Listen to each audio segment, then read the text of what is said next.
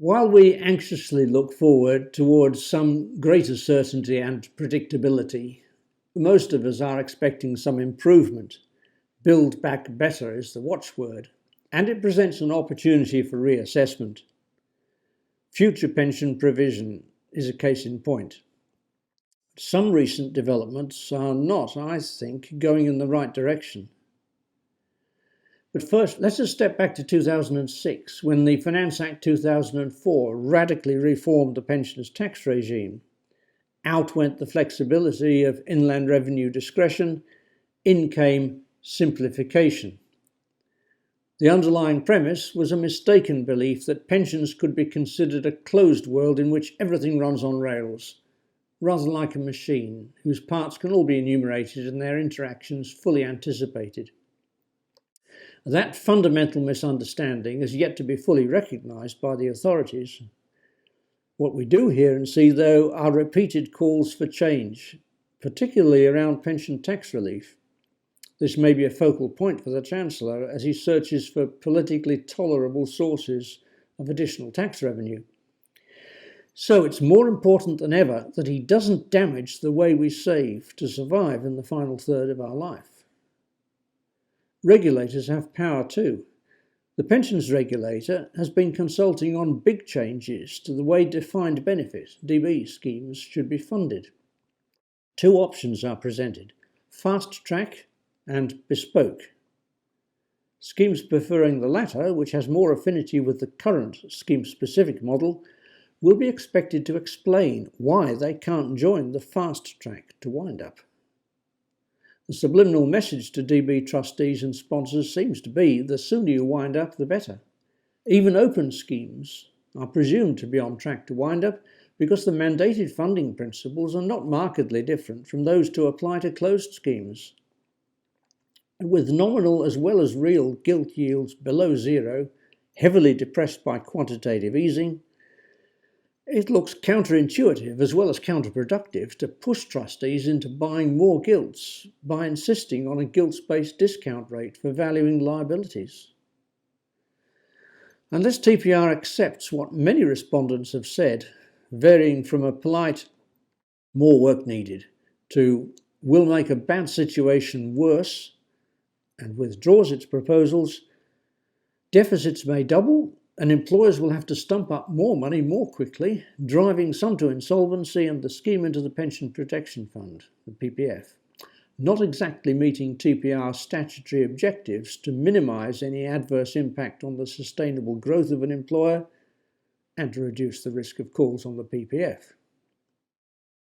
Collateral damage elsewhere includes the exchequer, for the more money employers are forced to divert from profits into pension contributions, the more tax relief they get. When politicians talk about reform, they often fail to mention that almost 3/4 of tax relief is for defined benefit schemes. So that's not going in the right direction. What about money purchase arrangements? The money going in at the moment isn't going to be enough, but the foundations in automatic enrolment are considered sound. Outcomes, not so much. When it comes to taking the benefits, for 5 years now, it seems pension freedoms have been the only show in town. But has it been the right solution for most savers? The House of Commons Work and Pensions Committee suspects it hasn't, pointing to persistent depredation by scammers. A lot of horses raced out of the stables once they reached age 55 and eagerly ate their 25% tax-free carrots. But now they're standing around in the paddock, vulnerable and unsure where to go next. Once upon a time, the conventional wisdom was that drawdown only made sense for a pot of at least £250,000. For those with sizable DB transfer values, especially perhaps individuals with potential beneficiaries other than a spouse in mind, that might be a viable alternative. But the masses auto-enrolled in money purchase schemes, however, are unlikely to accumulate a six-figure pot during their working life. It makes more sense for them to huddle together in retirement, for example, via a collective money purchase arrangement. Now, this is a new direction, one which I predict many and perhaps most savers will be taking in future. Enabling legislation is imminent in the Pension Schemes Bill and the forthcoming Finance Bill. The master trusts into which most employees have been auto-enrolled are likely to see this as a safer retirement option than drawdown for many of their members. Costs are shared, risks are pooled, so far less of their money will disappear in charges.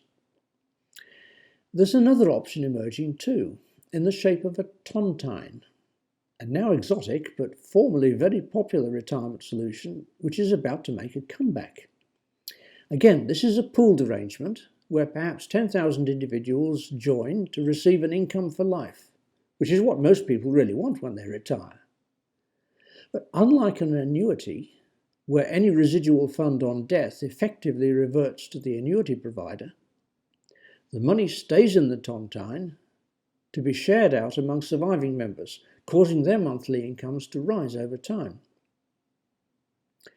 In sum then, as we emerge eventually from the economic wreckage and look for ways to build back better, we should be supporting new directions in collective retirement provision and opposing plans which will do further damage to what we still have. Thank you for joining me again. If you share any of my concerns or have comments to offer, please contact me.